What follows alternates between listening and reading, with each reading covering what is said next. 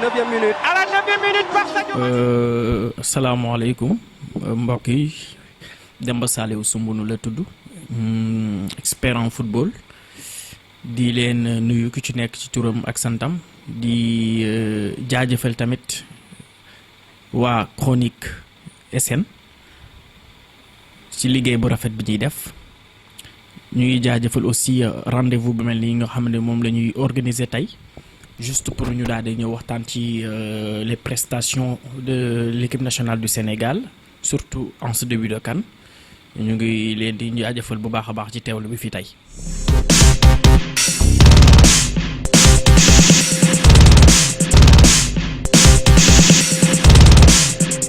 Donc le match précédent, on a vu une équipe du Sénégal vraiment dominateur. On a vu une équipe du Sénégal qui n'a pas été aussi très très bon sur beaucoup d'aspects que nous allons revenir. Je pense aussi que match dans sa globalité, il faut toujours se dire que ça se joue en 90 minutes. Et toujours se dire qu'il y a l'avant-match, l'après-match et au cours du match. Donc il y a eu beaucoup de déchets pour moi, à mon humble avis. Il y a aussi de bonnes choses à souligner dans cette équipe-là. Donc le match s'est passé avec beaucoup de sérénité côté sénégalaise. On a entamé bien le match. On n'était pas du tout dans notre assiette, pour dire vrai. Mais n'empêche, nous avons obtenu les 3 points et ce qui est l'essentiel. Maintenant, qu'est-ce qu'il faut tirer par rapport... quel genre d'enseignement faut-il tirer par rapport à ce match-là et pour mieux préparer l'équipe algérienne?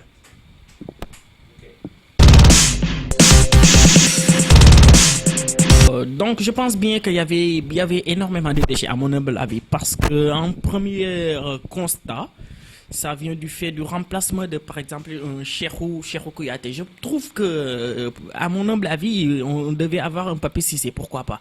Parce que Pape Cissé, on le sait tous, il est à l'Olympiakos. Pape Cissé, il a participé à l'élimination, par exemple, du Milan AC. Vous l'avez suivi en Ligue Europa comment dirais-je, pour donner au gain à son équipe, l'Olympiakos, qui a eu raison sur le Milan AC grâce à Pape Cissé. Pape Cissé, donc, c'est un joueur de classe mondiale. Nul ne peut en douter. Maintenant, je ne peux pas comprendre le fait de changer, par exemple, un joueur comme Salif Sané. Il a été blessé, donc on sait tous, par un joueur de calibre, comment dirais-je, beaucoup moins défensif. Pourquoi? Parce que Cheikhou Kouyaté, on l'a vu, on le suit avec Crystal Palace notamment. Il a joué beaucoup de matchs, mais tous les matchs dont il a joué à 95%, il a joué comme étant un milieu de terrain, un numéro 6, un récupérateur. Du bonjour au lendemain, Aliou Cissé convoque Cheikhou Kouyaté et en même temps il conduit Cheikhou Kouyaté comme étant un défenseur central alors que tu as Pape Cissé. Alors je me demande à quoi sert la convocation de Pape Cissé. Moi je ne trouve pas de raison par rapport à tout ça. Je trouve que c'est un peu incohérent par rapport aux dynamiques de l'équipe, par rapport à l'engagement de l'équipe même. Il devrait y avoir ce qu'on appelle de la stabilité. De la stabilité, ça commence par comment dirais-je, par un maintien d'équilibre. La nouvelle convocation de Karambouch, il y en a qui disent que ça déséquilibre l'équipe, d'autres qui disent non, ça maintient l'équipe parce qu'à un moment donné, il ne fait plus partie de l'effectif. Donc c'est bien beau tout ça, mais le changement de Aliou Cissé par rapport aux blessures de Salif Sané et faire rentrer Cheikhou Kouyaté, je trouve ça vraiment désorganisé de sa part. Pour moi, il devait amener ce que l'on appelle Pape Cissé et ne pas essayer de tenter des magies qui pourra nous coûter cher. Parce qu'il ne faut pas l'oublier, le prochain match, ce sera contre l'Algérie. Maintenant, un deuxième constat, ça vient du fait que nous avons un attaquant de calibre mondial, on sait, Mbaye. Il est à Rennes, il marque énormément de buts, il joue bien, il est costaud, il est fort, il vient chercher les ballons, tout ça c'est bien beau, d'accord. Mais on a aussi un autre attaquant du nom de Mbaye Diagne à Galatasaray, il était à Kassim Passa. On l'avait suivi, on le suit bien de près. C'est un attaquant vraiment coriace, qui se déplace beaucoup dans la surface, qui n'hésite pas à trouver le cadre et qui a envie de frapper au but. Ça me plaît chez un attaquant. Un attaquant qui sait frapper et cadrer les ballons. Ça, c'est important. Mbaye Diagne, c'est un joueur de calibre mondial aussi, on ne le nie pas. Il pèse 30 buts. C'est pas n'importe qui. C'est du calibre de Lionel Messi, c'est du calibre de Kylian Mbappé cette saison. C'est pas un attaquant où il faut vraiment, comment dirais-je, mettre sur la balance avec avec Moussa Konaté. C'est pas du tout pareil. Il faut dire les choses telles qu'elles sont. Je pense bien que le changement de Mbaye Diagne, ça s'est tardé. Mbaye Niang devrait normalement céder sa place aux environs de 70 minutes. Pourquoi? Parce que on l'a vu, en attaquant, tous les jours ne sont pas beaux, tous les jours ne sont pas, il n'y a pas la pluie tout le temps. Des fois tu es en énorme difficulté, des fois tu n'as pas cette aptitude-là, tu n'as pas cette concentration devant le but. Ça arrive, on le comprend et on le blâme pas parce que c'est un joueur de calibre mondial, on le dit. Maintenant, Mbaye Diagne, il faut lui donner sa chance dès les 60e minutes de jeu. Il faut se dire, on a un deuxième attaquant, on a un attaquant qui est capable de marquer. Je comprends. Aliou Cissé, c'est un coach, mais c'est pas à lui de déterminer de prendre des risques ou pas. C'est un match qui n'était pas gagné d'avance, il faut le dire. On a peiné à gagner, on a marqué un but, mais les Tanzaniens jouaient leur chance, bien qu'ils étaient très très faibles à mon humble avis. Ils étaient très faibles par rapport au Sénégal. Ils n'avaient pas d'argument offensif à faire valoir à cette équipe sénégalaise. Mais le problème n'est pas là. Le problème, c'est qu'Aliou Cissé, il se devait de se dire pourquoi pas lancer mes joueurs, pourquoi pas montrer à cette équipe-là, montrer à toutes ces équipes qui sont sur la CAN aujourd'hui que nous sommes là comme étant une équipe favorite. Pas sur le papier, mais sur le plan du jeu. Mais le jeu dont il a élaboré, tu regardes un Maroc jouer, tu regardes, comment dire, Mali qui a joué hier, tu regardes un Algérie jouer, tu te dis que vraiment le favori c'est sur le papier au côté sénégalais, mais c'est pas dans le jeu. Dans le jeu actuellement, il y a des équipes qui dominent le Sénégal, il y a des équipes qui prônent cet aspect de vainqueur, cet aspect d'aller chercher un gain. Mbaye Diagne devait rentrer lorsqu'il faisait 60 minutes. Il l'a pas fait, c'est son choix, on le respecte. Mais le fait d'entrer Moussa Konaté aussi, ça a un peu déstabilisé les choses parce que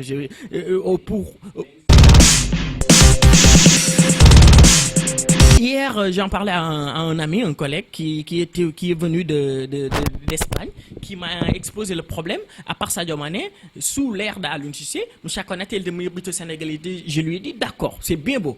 Moussa Konaté est le meilleur buteur. Mais Papis Demba Cissé, il est le meilleur buteur sénégalais ou pas? Est-ce qu'il est à la CAN aujourd'hui? Non. Donc, on ne peut pas convoquer des joueurs parce que c'est mon meilleur buteur, parce que c'est mon... Parce que... Non. On convoque des joueurs par rapport à leur performance. On convoque des joueurs par rapport à leur régularité pour moi. Moussa Konaté, on l'a suivi avec Amiens. Il n'est pas flamboyant. Il ne règle pas les situations. Il met un match de but. Il met, en l'espace de 10 matchs, il nous met 4 à 5 buts. C'est peu pour un attaquant de calibre mondial. J'ose le dire. Il n'est pas l'attaquant numéro 2 du Sénégal. C'est l'attaquant numéro 3. À mon humble avis, quand ton attaquant numéro 1 sort, il faut faire entrer ton attaquant numéro 2 pour vous montrer aux autres que si je ne peux pas compter sur le numéro 1, le numéro 2 il répondra présent.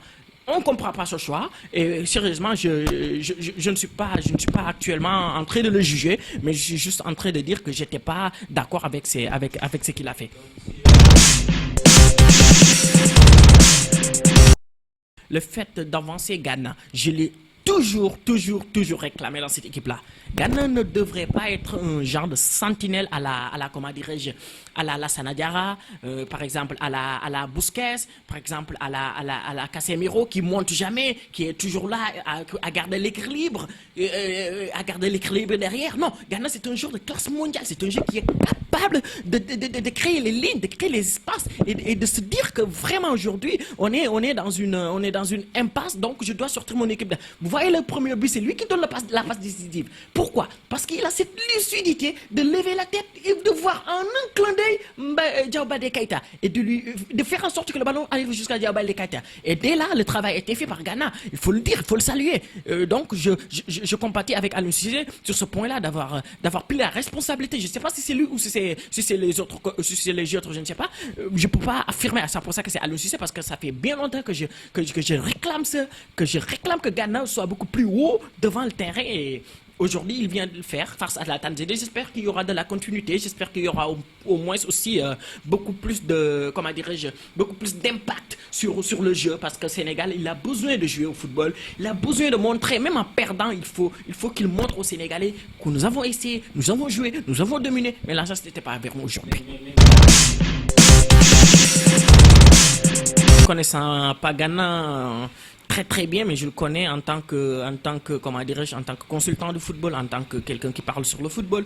Je le connais, je sais les qualités de Ghana, je sais que c'est un garçon très très sérieux, c'est un garçon très rigoureux qui aime travailler, qui aime aussi, comment dirais-je, mettre de l'ambiance partout. Donc c'est un joueur sur lequel le Sénégal vraiment repose beaucoup d'espoir et je pense bien qu'il va répondre à ses attentes. Le fait de comparer le milieu, comment dirais-je, algérien et le milieu tanzanien, c'est un peu exagéré parce que c'est pas du tout pareil. Là-bas, il y a des joueurs de classe mondiale. L'équipe d'Algérie, c'est pas une équipe qui met Yassim Brahim sur le banc au match aller. Tu te dis que c'est une équipe donc qui est capable de rivaliser avec n'importe qui en Afrique. C'est une très grande équipe, c'est une très grande nation et maintenant ça fait des années avec lui et Sénégal qui se rencontrent mais qui n'arrivent pas à se départager. Cette fois-ci, j'espère que les Sénégalais auront leur comment dirais-je, leur réponse dessus. Crépin, il est excellent, sa capacité à voir entre les lignes, sa capacité de se déplacer, de se faufiler, prendre les couloirs, de revenir quand il le faut, de mettre les pressings. J'ai vraiment adoré le jeu de Crépin, c'est un garçon, je dis énormément, j'utilise aussi le mot machallah parce que tout simplement c'est un garçon qui promet beaucoup.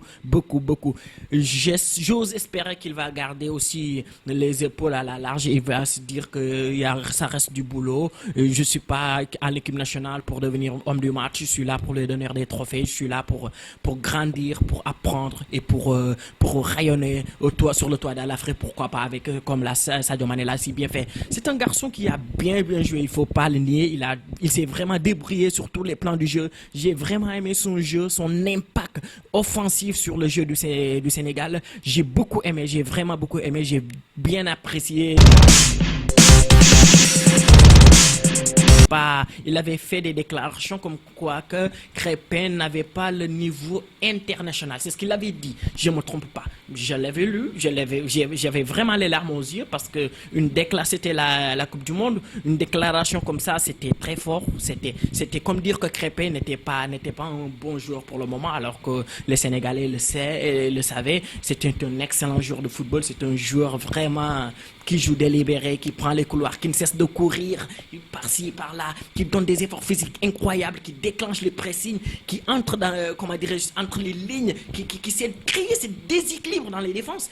Parce qu'une défense compacte, il ne faudra pas être stable. Il faut bouger. Il faut beaucoup bouger pour pouvoir les surprendre. Et Crépin, c'est ce qu'il a fait. Aliou Cissé, pour moi, il avait tort. Je l'avais dit bien avant aujourd'hui. Il me donne raison à beaucoup de Sénégalais qui l'avaient dit. Maintenant, c'est le football. Il avait ses raisons, il l'a fait, il s'est trompé. Aujourd'hui, il a rétabli cet équilibre-là. On va voir ce que ça va donner, mais pour le moment, je pense bien que Crépin Diatta est sur son assiette et dans son assiette. Je pense bien que c'est une équipe avec qui le Sénégal va se régaler. Nous allons nous régaler. Pourquoi? Parce qu'on aura du jeu, on aura des buts aussi et on aura beaucoup d'impact physique. Ce match-là, l'analyse qu'on peut faire, c'est parce que tout simplement, c'est un match où cette équipe algérienne et cette équipe sénégalaise sont deux favorites pour cette trophée. Ça a un parfum de finale. Parce que si demain on nous dit que le Sénégal est à la finale avec l'Algérie, nul va sans mordre les doigts. On va se dire que c'est fort logique. On va se dire que ça c'est quelque chose de très très important. On va se dire que maintenant le Sénégal, comment est-ce qu'ils vont aborder le match? Comment est-ce qu'Aliou Cissé va aborder ce match-là? Je pense bien qu'avec le système joué avec la Tanzanie, on risque de piétiner un peu par rapport à cette équipe algérienne qui est beaucoup plus huilée et qui est beaucoup plus, pour moi, solide. Il est beaucoup plus solide, il élabore bien le ballon, il joue vraiment bien au football et il laisse aucun aspect, positif à l'adversaire pour pouvoir utiliser ça. Donc, cette équipe sénégalaise, il se doit tout d'abord de respecter cette équipe algérienne. Il ne faut pas se dire que non, je suis le favori. Non, le favori, c'est sûrement sur le papier, mais sur le terrain, on voit une équipe algérienne. Si tu me demandes, je dis que c'est eux les favoris par rapport au Sénégal. Je dis que cette équipe algérienne, ils ont beaucoup plus d'arguments à faire valoir par rapport à cette équipe sénégalaise-là. Donc, il faudra négocier et surtout ne pas rester là à jouer les contre-attaques. Comme l'a dit notre coach Aliou Cissé, l'ADN de notre équipe nationale, c'est les contre-attaques. Je me suis dit, est-ce que c'est pas un peu exagéré ces genres de déclarations-là? Parce que une équipe, le coach algérien, dès qu'il voit ça, il se dit, le Sénégal va attendre. Il va nous attendre maintenant. Comment comment est-ce que nous allons faire, comment est-ce que nous allons mettre notre dispositif pour pouvoir les contrer, pour pouvoir ne pas les laisser les chances de nous contrer, de nous mener en contre-attaque. Ils vont tout d'abord se dire que cette équipe sénégalaise-là, elle est prête à nous poser des difficultés défensives et à nous contrer le plus rapidement possible, surtout avec l'arrivée de Sadio Mané. Pour moi, il faut à cette équipe sénégalaise de sortir, de jouer au football, de montrer à cette équipe algérienne, nous sommes là pour un même besoin, c'est-à-dire prendre cette coupe-là. Nous sommes là pour, bien évidemment, montrer notre ici aujourd'hui. Ça doit démarrer, ça doit vraiment être un reflet que l'Afrique s'en souviendra toujours. Espérons que le Sénégal ne va pas perdre ce match-là, parce que s'il perd ce match-là, ça sera difficile pour eux de prendre la première place, et la première place garantit au moins une huitième de finale beaucoup plus allégée. Bien évidemment, par là, on peut se dire que le Sénégal, n'oubliez pas, le Sénégal a été meilleure défense lors des éliminatoires. Il a été la meilleure défense aussi lors des éléments de la Coupe du Monde. Et il est allé à la Coupe du Monde, il a encaissé des nombres de buts qu'il n'avait pas encaissés aux éliminatoires. Donc la question, c'est une question d'adversité. C'est une question de gestion par rapport aux autres équipes. Une équipe algérienne, il ne va pas dire aux Sénégalais que vous allez faire un clean sheet. Ils vont tout donner pour gagner. Ils vont tout donner pour prendre les 3 points. Il ne faut pas se contenter d'un match nul. Maintenant, ce sera aux Sénégalais d'être rigoureux, d'être vraiment, de ne pas miser sur la défense et de jouer au football, de sortir et de jouer avec cette équipe algérienne, de leur montrer que nous aussi, nous avons des arguments à faire valoir. Mais tant que nous resterons en défense et leur donner le ballon, le déséquilibre pourra se faire bien rapidement côté algérien. Essayons, pour moi, à mon humble avis, de jouer au football, de sortir, de jouer, de prendre du plaisir, de se dire que c'est un match de groupe. Nous sommes à un point des huitièmes de finale et qu'il faut pas jouer à la trappe. Il faut aller avec tous nos arguments nécessaires. C'est pas seulement la défense. Nous avons une attaque. Et je pourrais lever ma main, l'une des meilleures attaques d'Afrique. Pourquoi pas l'utiliser? Pourquoi pas faire en sorte que cette attaque-là soit une arme et cette défense-là, un genre de mur qui nous garantit la sécurité même si on ne marque pas. Mahrez, c'est un bon joueur. C'est un joueur de football vraiment... Il sera très très difficile de critiquer Mahrez vu sa capacité à jouer au football. Il a été, il y a 2 ans, meilleur joueur en Angleterre. Il ne faut pas l'oublier. Donc c'est un des hommes phares de cette équipe. D'ailleurs, il est le capitaine au détriment de Mendy qui est de Real Betis. Donc il faut se dire que c'est une équipe aussi, cette équipe, algérienne, qui repose sur Mahrez. Il ne repose pas à 100% sur Mahrez comme le fait le Sénégalais. Non, il donne des espoirs. Il donne la capacité à Mahrez de démontrer son football et de faire en sorte que cette équipe algérienne-là soit, par exemple, se construise autour d'un joueur qui est Riyad Mahrez. Donc, c'est une star phare de l'Algérie. L'Algérie ne va pas reposer sur Mahrez pour faire la différence. Il faut se dire qu'ils ont des Bentaleb, qui sont des Yassine Brahimi. On le connaît, ce sont des joueurs vraiment très très très costauds physiquement. Ils sont très costauds techniquement. Ils savent faire tous la différence. Donc, pour moi, c'est pas le fait de se dire que le danger principal c'est Mahrez. Non, cette équipe algérienne-là, il y a partout des dangers. Il faut les respecter. Il faut jouer à notre jeu. Il faut y aller sans pour autant se poser des questions. Il faut aussi vraiment une organisation tactique de la part d'Aliou Cissé pour pouvoir les contrer. Les Algériens jouent trop offensif. Il faut les contrer. Il faut faire en sorte que dès qu'ils perdent le ballon au milieu de terrain, que ce soit une action de but. C'est par là que nous allons connaître un véritable coaching entre ces deux formations-là, l'Algérie et le Sénégal. Maintenant, Riyad Mahrez, c'est un joueur où il faut pas chercher à contrer. Non, pour moi, il faut juste jouer ton football, ne pas les laisser assez d'espace de part et d'autre, et les contrer quand il faut, et faire mal quand il faut. En termes de pronostic, je ne vois pas une victoire de part et d'autre. Bien évidemment, j'imagine mal un match nul 0 but partout, parce que c'est deux équipes qui ont une capacité offensive extraordinaire. Je vais aller sur le 1 but partout, pourquoi pas? Un but partout, avec un but aussi notamment de Sadio Mané, c'est notre pronostic. Ou bien 2 buts partout, comme la fois dernière, on l'avait vu avec ce but-là de Moussa, comment il s'appelle encore le gars là, Moussa Sow. On s'en souvient de cette dernière Coupe d'Afrique en troisième match. Merci à tout le monde. Merci bien évidemment à cette communauté qui nous suit. Et ça a été un plaisir d'analyser ce match-là. Ça a été un plaisir de parler sur cette équipe-là. C'est une équipe vraiment qui nous tient à cœur tous. C'est une équipe vraiment très très très costaud, il faut le dire. Moi j'adore cette équipe sénégalaise là. Il y a des choix qui se font et qui me plaisent, qui déplaisent beaucoup de gens, mais c'est notre équipe nationale. On n'a pas deux équipes, on est là derrière eux jusqu'au bout et